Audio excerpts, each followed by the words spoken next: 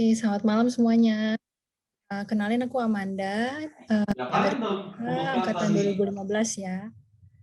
Oke, terima kasih untuk Study Sito juga udah memberikan aku untuk sharing tentang tuberkulosis pada anak ya hari ini. Kita mulai aja. Jadi per definisi itu, tuberkulosis adalah penyakit menular langsung yang disebabkan oleh kuman TB atau yang kita sebut dengan Mycobacterium tuberculosis. Nah, secara epidemiologi pada tahun 2017 terdapat 10 juta kasus TB di dunia dan terdapat 1,6 juta jiwa meninggal karena TB. Dan di antara kasus ini, di antaranya itu 7 kasusnya itu adalah TB anak. Dan selebihnya ditemukan juga bahwa lebih dari 1 juta kasus baru TB anak terjadi setiap tahunnya. Oke, kita langsung aja ke patogenesisnya untuk mengenal lebih baik tentang TB ya. Oke, jadi awalnya bakteri Mycobacterium tuberculosis ini kita inhalasi, dia masuk ke dalam tubuhnya itu lewat inhalasi, dan 90% dari kasus infeksi TB ini port di-entry-nya itu melalui paru. Nah, droplet yang terhirup dia akan masuk sampai ke alveolus. Kemudian karena kita ada imun respon,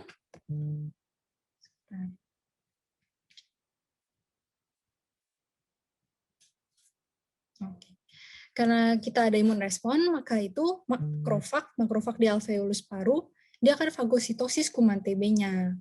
Nah, tapi pada kasus imunokompromis, tidak semua kuman itu akan mati, terfagositosis, tapi ada juga yang tetap bertahan hidup. Dan dia itu bertahan hidup dalam makrofag dan berkembang biak, kemudian membentuk sebuah lesi yang disebut dengan fokus primer atau fokus GON. Nah, dari sini dia bisa menyebar melalui limfogen, hematogen. Apabila dia menyebar lewat limfogen, dia bisa menyebabkan limfadenitis, limfangitis. Nah, setelah itu terbentuklah kompleks primer. Kompleks primer itu gabungan antara fokus primer, kemudian limfangitis dan limfadenitis. Nah, saat kompleks primer ini sudah terbentuk, di saat inilah sudah terbentuk imunitas seluler. Makanya saat dilakukan uji tuberkulin akan timbul hasil positif, yaitu ada hipersensitivitas terhadap tuberkulin. Nah, jadi di antara waktu dari inhalasi sampai terbentuknya kompleks primer ini kita sebut dengan masa inkubasi, yaitu 2-12 minggu. Beda dengan penyakit lain, masa inkubasi didefinisikan masa waktu sebelum gejalanya muncul, tapi beda pada TB ya. Jadi masa inkubasi itu dari inhalasi sampai terbentuknya kompleks primer.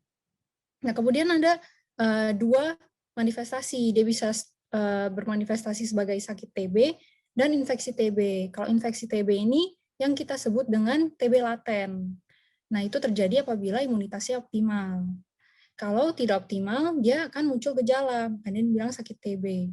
Dia bisa sembuh atau meninggal.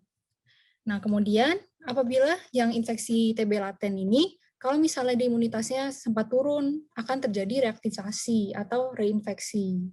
Dia bisa sakit TB, bisa sembuh dan meninggal. Oke, kita masuk ke diagnosis.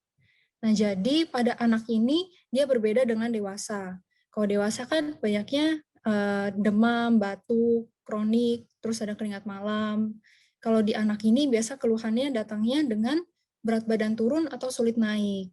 Yang sebabnya tidak diketahui yang jelas. Dia bisa 2 bulan. Terus nafsu makannya kurang, bisa ada demam lebih dari 2 minggu, dan batuk lebih dari 2 minggu.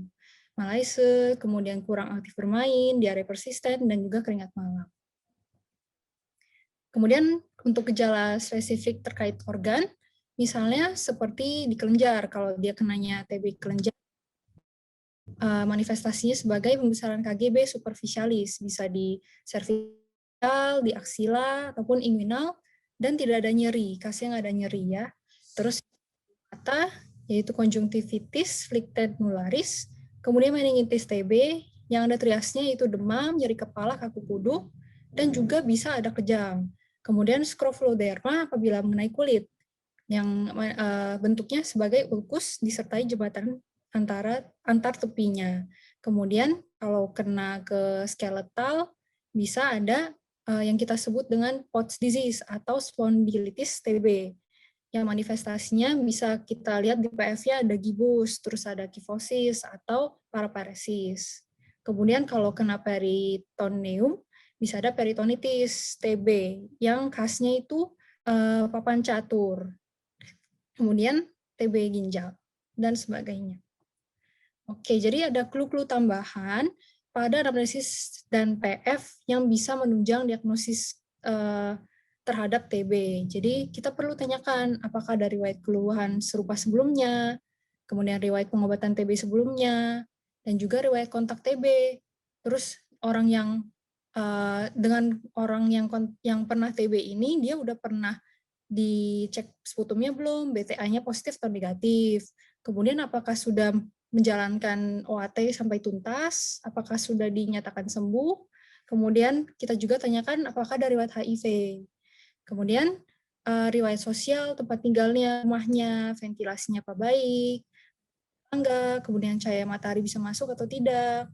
Karena ini merupakan faktor risiko untuk terjadinya TB ya, penularan TB yang lebih tinggi. Kemudian ditanyakan juga riwayat imunisasi, terutama BCG. Nah, untuk kita klarifikasi lagi, kita cek aja BCG scar-nya. Apakah ada? Ada yang tahu BCG scar itu BCG itu disuntiknya di mana? Boleh dijawab di kolom chat.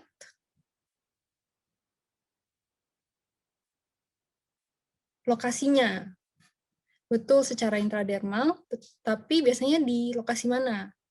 Apakah di bokong, di deltoid, lengan atas, betul sebelah mana? Kiri atau kanan? Kanan, betul ya. Oke. Terus kita tanyakan juga nutrisinya, makannya bagaimana, kemudian status gizinya, kita plot di WHO chart atau CDC chart. Kemudian kita tanyakan juga tumbuh kembangnya, apakah dia berat badan, tinggi badannya sesuai dengan anak-anak seusia dia, apakah dia ada aktif bermain dengan teman-temannya, apakah belajarnya terganggu. Kemudian untuk pemeriksaan penunjang, yang paling penting adalah bakteriologis, yaitu kita cek sputum BTA atau tes cepat molekular, bisa kultur dan juga PCR. Kemudian uji tuberkulin atau mantux, X-ray toraks, pemeriksaan darah, ya kita cek clue dari TB itu ada limfositosis dan LED-nya meningkat. Kemudian histopatologis, misalnya pada TB kelenjar, kita bisa lihat di PA-nya. Kemudian kadar enzim hati ini untuk treatment-nya, untuk evaluasi dari pemberian OAT, karena OAT ini dia bersifat hepatotoksik, jadi kita perlu evaluasi fungsi dari hatinya. Nah ini kalau untuk pemeriksaan bakteriologis, spesimen yang digunakan adalah sputum. Cara pengambilannya ada 3, jadi bisa kita dengan dahak, yaitu biasanya pada anak yang lebih dari 5 tahun, yang kita bisa instruksikan cara berdahak, yaitu dia langsung keluarin dahaknya secara langsung. Kemudian apabila tidak bisa dilakukan, kita bisa menggunakan bilas lambung, yaitu dengan NGT, ataupun dengan induksi sputum. Nah, ini ada sedikit tentang induksi sputumnya. Jadi awalnya itu kita lakukan informed consent dulu ke orang tuanya, terus kita lakukan minta anaknya untuk puasa 3 jam sebelum dilakukan induksi sputum, supaya anaknya nggak muntah. Habis itu kita cek SpO2-nya, harus lebih dari 92 baru boleh dilakukan. Dan juga selama prosedur harus dipantau SpO2-nya. Nah, sebelum dilakukan, kita lakukan hand hygiene, cuci tangan, pakai handscoon, terus kita bersihin mulut anaknya dengan pakai kasa bersih, atau minta anaknya untuk berkumur. Kemudian kita berikan inhalasi salbutamol 2 ml ditambahkan NaCl 0,9% sampai volume totalnya 5 ml. Kita kasih nebu 15 menit. Habis itu kita lanjutkan dengan nebus NaCl 3%, 5 ml selama 15 menit. Nah, terus Untuk pengambilan sputumnya, kalau misalnya anaknya usia kurang dari 6 tahun, kita bisa menggunakan mukus ekstraktor, yaitu alat seperti suction penghisap. Jadi dimasukkan ke dalam rongga mulut dan hidung, dilakukan 2 kali. Nah, kalau untuk anak usia lebih dari sama dengan 6 tahun, kita bisa instruksi, jadi kita nggak perlu pakai suction. Jadi kita instruksi anaknya aja, jadi minta anaknya berkumur dulu. Kemudian minta dipegang pot sputumnya, anaknya yang pegang. Kemudian minta anaknya jangan telan sputumnya. Terus minta tarik napas banyak 2 kali, terus tahan napas berapa detik, sudah menarik napas, kemudian hembuskan napas perlahan. Terus tarik napas lagi, terus hembuskan napas kuat-kuat, habis itu tarik napas lagi sekali lagi, terus batukin sampai keluarin sputumnya. Nah, terus keluarin, taruh di wadah, di potnya. Terus bisa dilakukan berkali-kali sampai volume sputum yang diperlukan sudah didapatkan. Oke, terus dari sputumnya kita cek apa? Kita cek BTA, yaitu dilakukan seminimal 2 kali. Sekarang itu 2 kali, karena dulu itu 3 kali, sekarang 2 kali. Dulu kan SPS, kalau sekarang SP, sewaktu dan pagi. Nah, terus nanti sputumnya kita warnain dengan pewarnaan Chil-Nielsen, dan akan terlihat seperti ini. Ini ada basil tahan asamnya.